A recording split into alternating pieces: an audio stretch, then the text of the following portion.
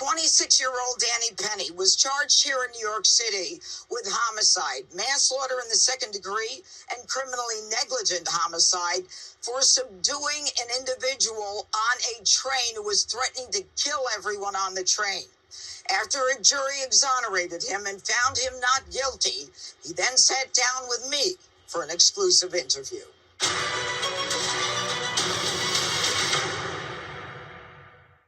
All right, Danny Penny, how do you feel today? Last year and a half have been pretty tough. That's correct, definitely, to say the least. Yeah. I want to talk a little bit about who you are, where you grew up. Tell me a little about your family, your personal life. Sure, yeah. I grew up on the South Shore of Long Island, in a town called West Islip, very working class. So right on the Great South Bay. We had the Fire Island across the bay, fishing, sailing, surfing, clamming. It was really, really great place to grow up. And you have brothers and sisters? I have 3 sisters. 3 sisters. That must have been tough.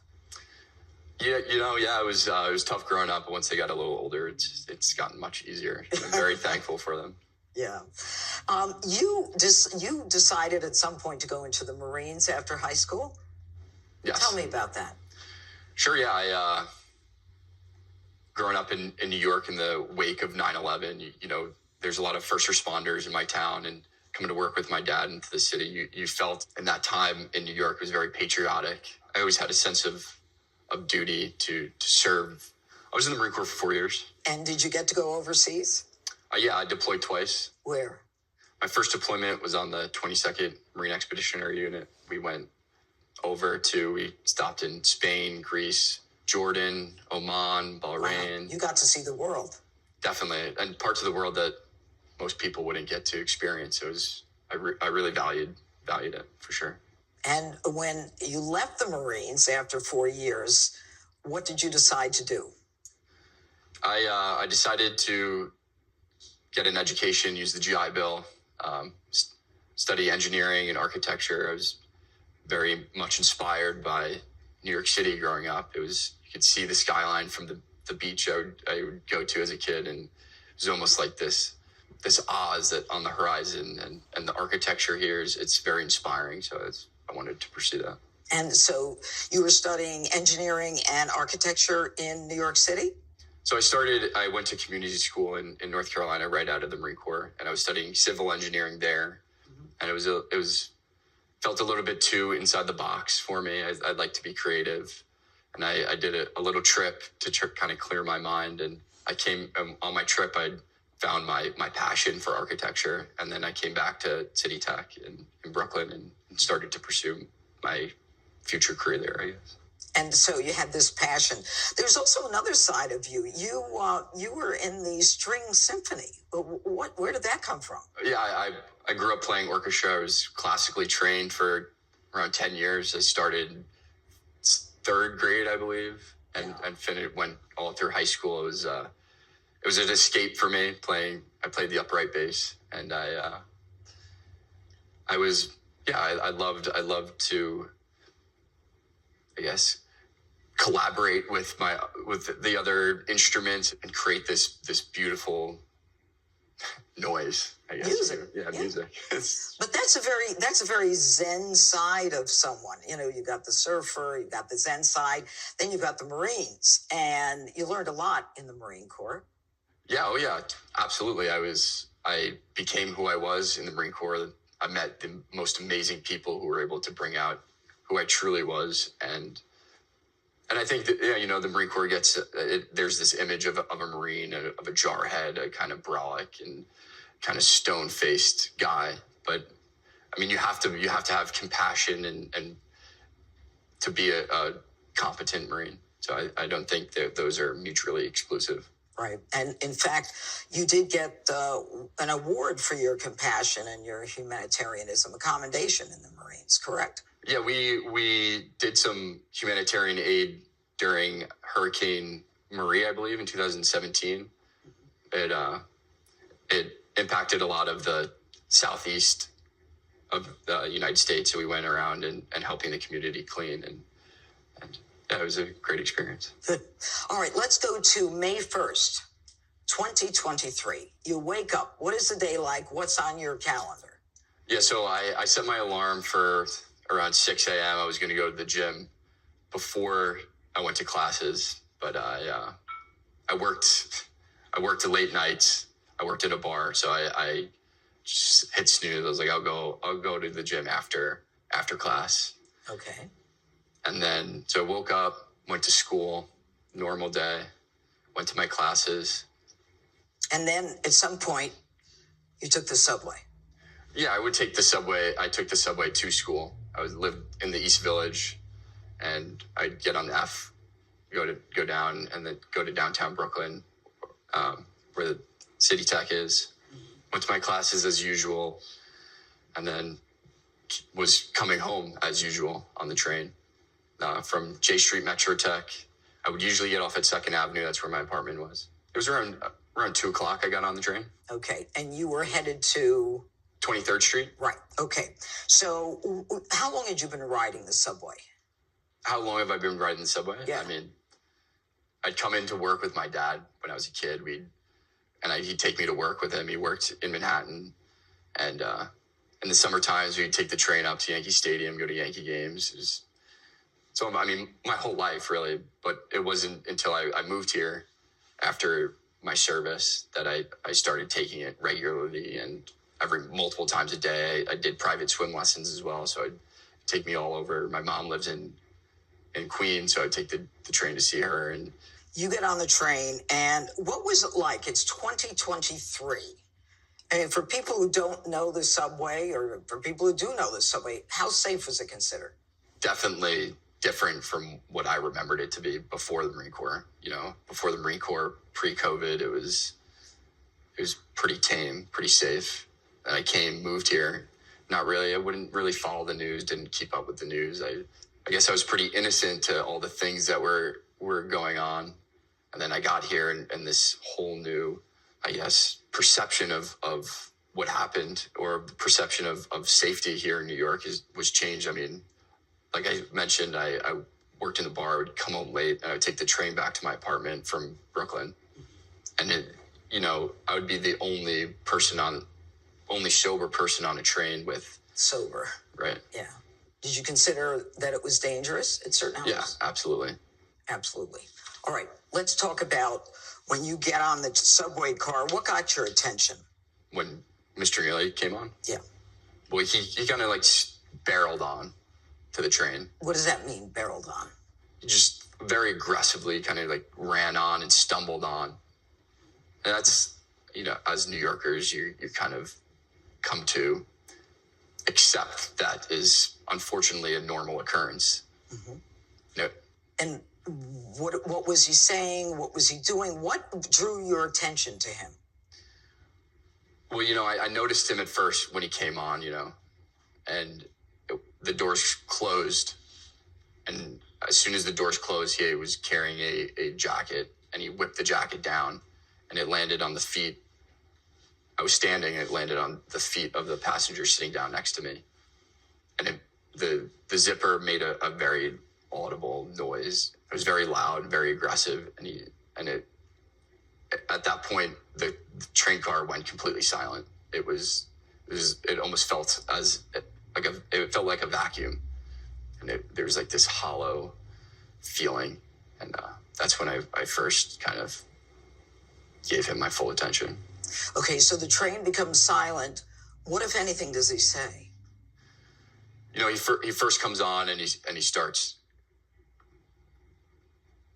demanding things. He's demanded 3 different things. He's certain types of food, certain types of drinks, and things that like some type of fast food. And that he was willing to go to jail forever if he didn't get these things. Mm-hmm. And then it kind of escalated. He was saying, you repeated, I was going to go to jail for life. I'm willing to hurt people. I'm willing to kill people. I'm going to kill people. And keep in mind, this is all within 15 seconds of him getting on the train. And it was this escalation of violence and threatening behavior that it was pretty serious. When he said he was willing to kill people, did you believe him? Yeah, totally. It was unlike, because there's outbursts on the train all the time. Unfortunately, in New York City, there's always people coming on and saying, kind of talking crazy, and this was unlike anything that I've ever experienced, and it was very serious. I completely believed what he was saying. It was just. What was the reaction by the fellow subway riders? Well, like I said, when there was that silence, when there was that vacuum, I mean, everybody he got everybody's attention. How close was he to the people as he was telling them or saying, "I'm going to kill someone"? He started off in the middle of the train by the pole, and then he would, in that escalation, he started to get in people's faces within a foot of people. What was there? There was a woman with a baby in a carriage. What did she do? Children, kids going to school, coming back from school. It was just like it was what you'd expect on a normal New York City subway train or subway car. It was the mother was holding her child, and the school kids were protecting themselves. They were holding each other, and people were stuck to their chairs, and they felt pinned, and I felt pinned. I felt nervous. I felt scared. You said when you went to the police department voluntarily, you go to the police department and you say, looked like he was on K2. Turns out that he was. You were prescient. How did you know that? Well, at that time, I guess the legalized marijuana came about, and all these delis and bodegas, you can just go in and get pot, which I assume is they're selling this K2, and you hear on the news that these guys are smoking the K2 and pushing people on the tracks and stabbing people, shooting people on the train. I mean, less than a year prior, there was that mass shooting on the train. I don't know if he was on K2 or not, but I understood that when using this drug, you get super aggressive, and I just kind of figured if he was on anything, he could have been on K2. Were you afraid yourself? Yeah, definitely. You were. At some point, you take out your earbuds, take your phone, you hand them to a guy next to you. What's going on in your head when you do that? What are you intending to do? Just to keep an eye on the situation. Once the jacket was thrown, he didn't say anything prior to that. At least I don't remember him saying anything prior to that. And then that's when I took my headphones out, because it was really at that point too. There's that feeling, that vacuum that I never felt before in any situation. Like I mentioned before, it all happened fast. It was 15 seconds, but within those 15 seconds, I mean, there was contemplation. Should I just wait? Should I go to a different car? Should I move away? But I saw the looks on the mother, on the school kids, on the other passengers, women, children. I felt like the threats were imminent, and something had to be done. What in you caused you to want to get involved? What caused me to want to get involved? I mean, what is it about Danny Penny? Well, I'm not a confrontational person. I don't really extend myself. This type of thing is very uncomfortable. All this attention and limelight is very uncomfortable, and I would prefer without it. I didn't want any type of attention or praise, and I still don't. But the guilt I would have felt if someone did get hurt, if he did do what he was threatening to do, would never be able to live with myself. And I'll take 1 million court appearances and people calling me names and people hating me just to keep one of those people from getting hurt or killed. Describe Jordan Neely. Was he tall? Was he muscular. Was he strong? Yeah, he was very strong. Okay. You get involved. You take him down. When you get him down, what happens? So when we first get to the ground, he lands on my chest. He knocks the wind out of me. I hit my head on the subway floor. But his entire body weight lands on mine. And there's a moment of calm. I feel the tension in his body, but it's almost like he was shocked that someone did something. And that lasted like a second or two. And I was in that second or two, I was hoping that would be it. We get to the station, police would be there. He'd be calm the whole time. Police take over. I can go about my day, about my life. That didn't happen. Didn't happen. I took him down, and we were actually facing in the other direction. So before the video started, we were facing the other direction, and he grabbed the pole, and he planted his feet on his ground and arched his back, and he was able to like lift me up and pedal his feet. So we were and ended up 180 degrees around from where we started. And eventually I was able to get him off that anchor point of the pole and get him back where he's back in the middle of the train. And at some point in that thrashing, it was 1 to 2 minutes, the doors opened, people got off, and then there's that moment of calm again. There's that where he stopped resisting, and that's kind of where the video picks up at. Okay, so he's not weak. He's picking you up as he thrashes, and literally you're hanging on to him. Are your legs pinned around him? I have my legs wrapped around him, yes. He was extraordinarily strong. It's kind of the reason why I believed he was one of the reasons why I believed he was on the K2. I mean, that type of strength and energy and endurance that he had during that struggle was really unlike anything I've experienced in my training ever, grappling with my Marines. And, you can see in the video, I look over my shoulder, and one of the things I say is, where are the police? I'm exhausted. I'm tired. Like, I was gassed and I was swimming a mile a day. And I was still, they could not believe his level of endurance. So you're saying, where are the cops? Who are you saying this to? So the people shuffled off the train, and the doors open. Correct. Okay. And there was a group of people right outside the train doors. And, part of my worry was, if I let him go, incoming train comes, as he's running away, pushes somebody onto the tracks. It's part of the reason why I did what I did, the way that I did it. That's what everybody wants to know. Why did you hold on to him after the doors opened? Well, like I just explained, I mean, in those moments of calm and lack of resisting,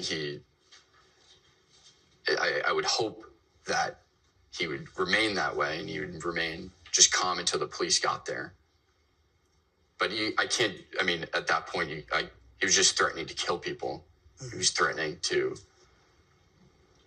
go to jail forever, go to jail for the rest of his life. And now where I'm on the ground with him, I'm on my back in a very vulnerable position. If I just would have let go, now he turns. Why is that a vulnerable position? Well, if I just let him go, I'm on my back now. He can just turn around and start doing what he said to me.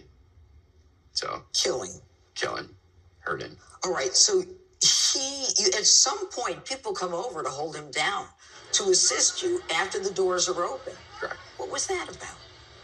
Yeah, these people came over and were trying to help restrain and help control the situation. One of the men in the black hat grabbed his arms. He's like, I looked down, like, he's going to get out. Because I was just rolling around with him for, at that point, 4 or 5 minutes. So I understood the strength and the level of endurance that he was able to endure. Or And the guys that helped you, at some point, did they say you could let go of him? yeah, so the man in the baseball hat, he came over, grabbed his arm. He's like, all right, you can let him go once I grab him. I looked down and said, he's going to break out of that, knowing how strong he is, and which he did in the video. He did. He did break out of it. He broke out of it again. Right. So yeah, there was that moment of calm, and then over the loudspeaker, they were saying the cops are coming. The people on the platform were saying the cops are on the way. We called the cops, and it was pretty soon after. And after I said I was exhausted, it was pretty soon after that he started his thrashing again. At some point, that thrashing ended. Right. And you got out from under him. And when he was laying there, what condition did you think he was in? Thought he could have been, just tired or kind of gassed. Could have been overdosing as well. The man helping me said he had a pulse. I felt him breathing when I got up. I was hugging him the whole time. I was monitoring him. The only difference was his body was more relaxed. In the other moments of those calm, there's still a tension in his body. And that was the only difference in that moment. But you make the decision at that point to get up. He is still on the ground, still. And you wait for the police. How long did it feel for the police to come? How long did you feel it took? It felt pretty long, really long. It was frustrating. Because at that time, there's people saying there's cops on every platform. These subways are safe. And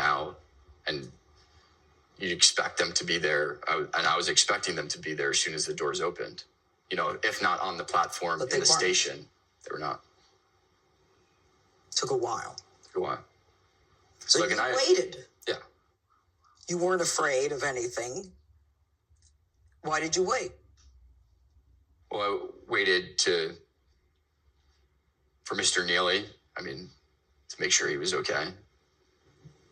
To make sure no one came over and started messing with him. Waited in case he, came back to it and started thrashing again, or started to try to carry out his threats. When you were being interviewed by the police, you go down to the police department voluntarily. Is that correct? Correct. They didn't tell you that Neely had expired. No. Why do you think that is?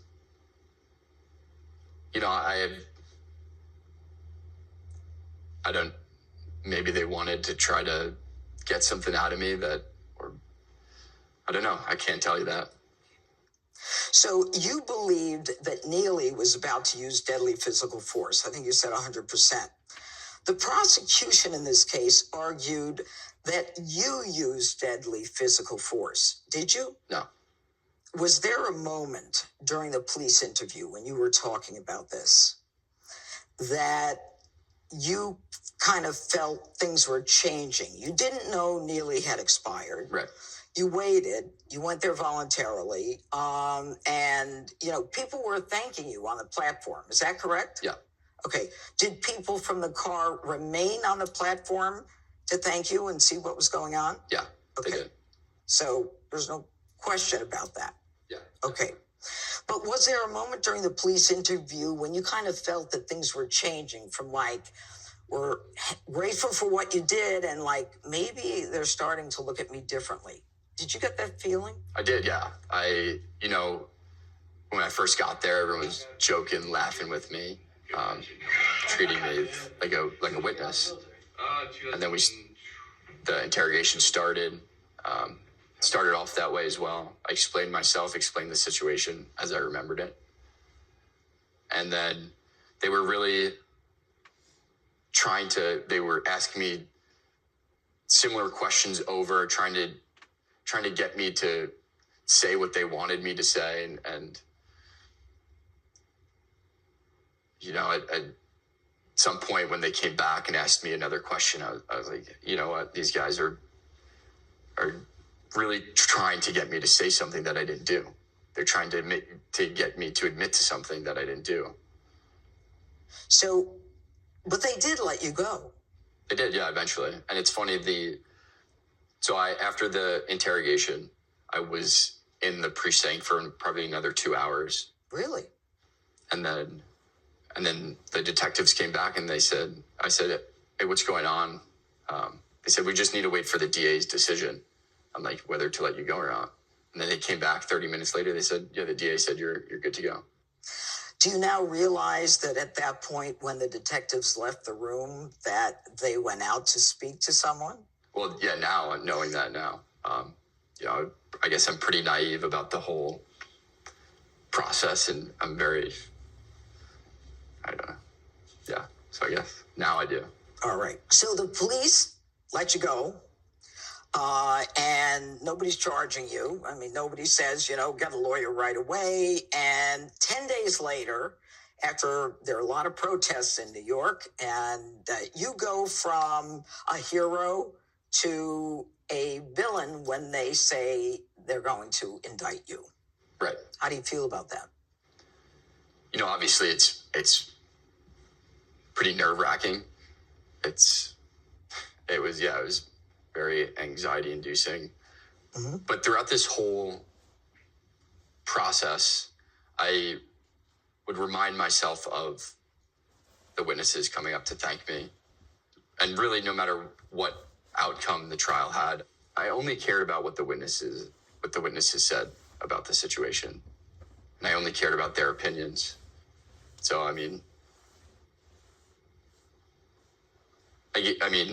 I love America. I love that people have the right to protest.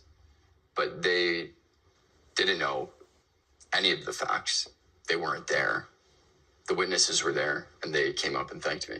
So that's really all I cared about. I want to talk about the trial.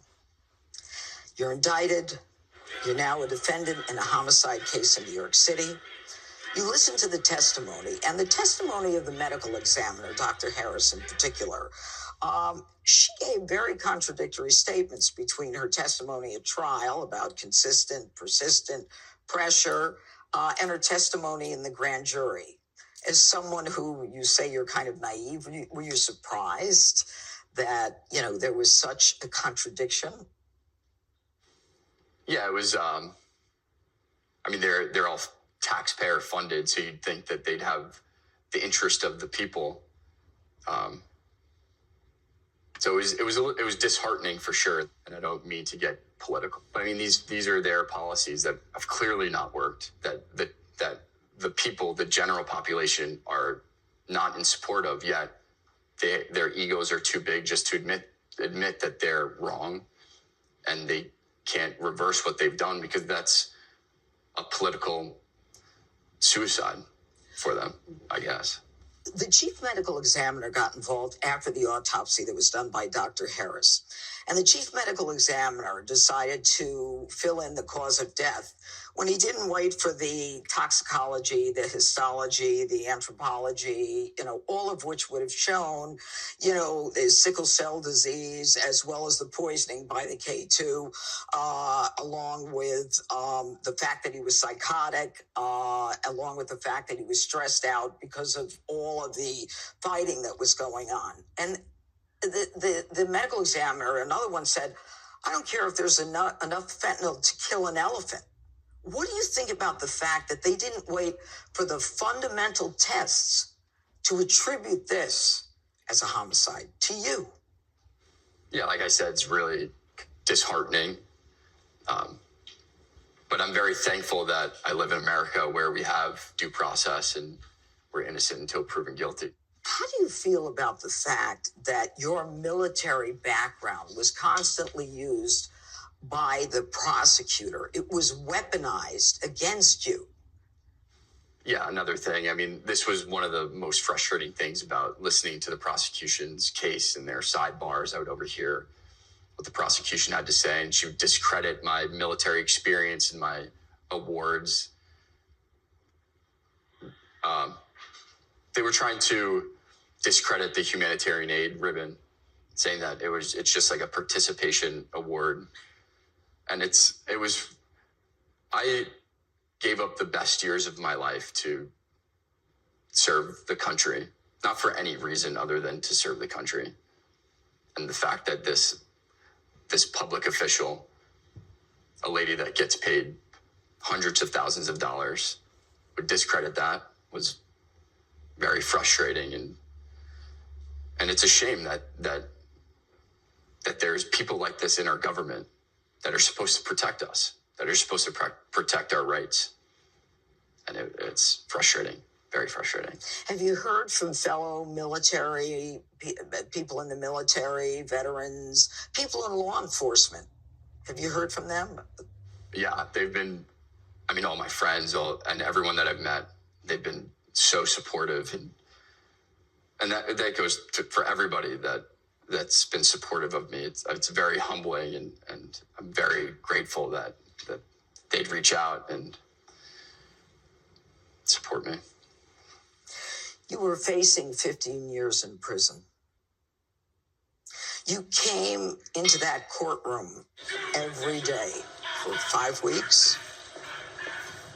There wasn't a muscle in your face that moved. You were stoic.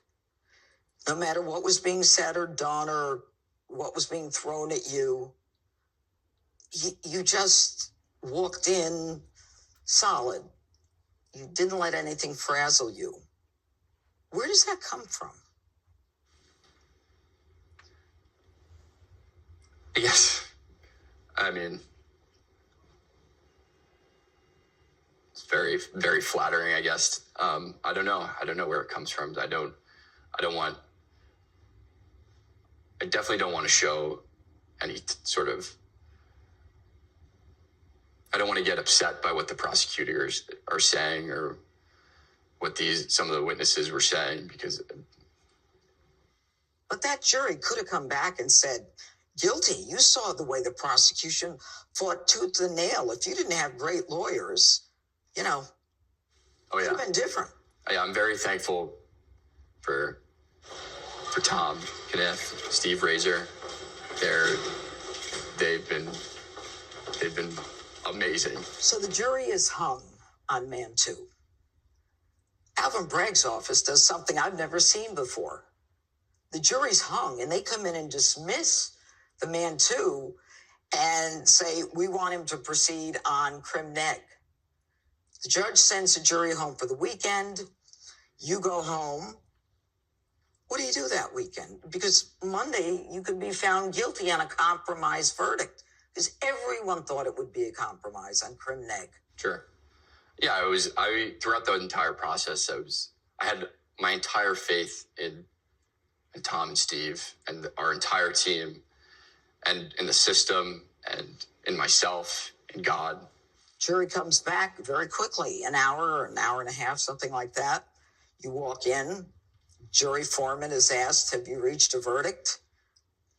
Is your heart jumping through your chest at this point? Well, like everyone else, I was also preparing myself for a guilty verdict. I think what they did in that, and how they dismissed the top charges. The legal maneuvering that I've never seen before. It really showed their arrogance and kind of their lack of understanding of what's really happening, and what public perception of crime, and no matter whatever anyone says on the news, it's pretty prevalent. And it just showed their arrogance that they were going to get me on something, unless that's what it felt like. Mm-hmm. That being said, I was preparing myself for whatever came throughout the entire process. I believed in myself. And like I said, the witnesses, their opinions meant more to me than what anybody says, including the jury. So a jury of your peers, Danny, felt unanimously, beyond a reasonable doubt, that you committed no wrongdoing. What would you say to them? I'd like to give them a hug. I'd like to thank them. Yeah, definitely. It takes a lot of courage, especially in this climate in New York City, to stick up for me. So I'm very thankful that they were able to do something like that. And it was very courageous of them. Do you feel the Neely's family's loss? Of course. What is the impact of this been on your life, and how will you move forward? Well, I've now have to kind of look over my shoulder. There's a lot of crazy people out there. The threats. Right. The public threats. Right. I have to worry about my family.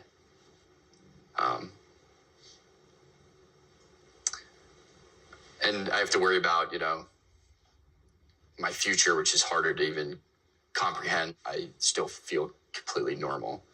I don't feel like exceptional in any way, and I don't want to feel that. I don't want praise. I don't want